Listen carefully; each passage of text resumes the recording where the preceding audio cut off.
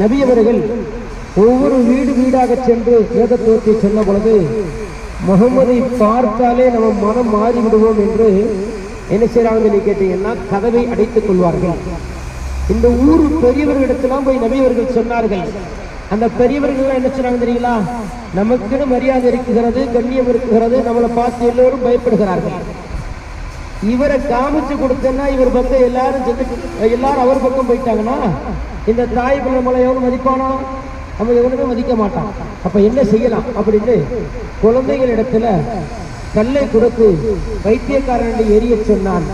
அல்லாஹ்வுடைய விருந்தாளிகளே, அல்லாஹ்வின் தூதர் நபிகள் நாயகம் ஸல்லல்லாஹு அலைஹி வஸல்லம் மேனியிலிருந்து இரத்தங்கள் எல்லாம் பீரிட்டு வருகின்ற பொழுது இவ்வுலகத்தில் எத்தனை மலக்குகளுக்கு அல்லாஹ் பதவியை கொடுத்தானோ அத்தனை மலக்குகளும் வருகிறார்கள். நபியிடத்தில்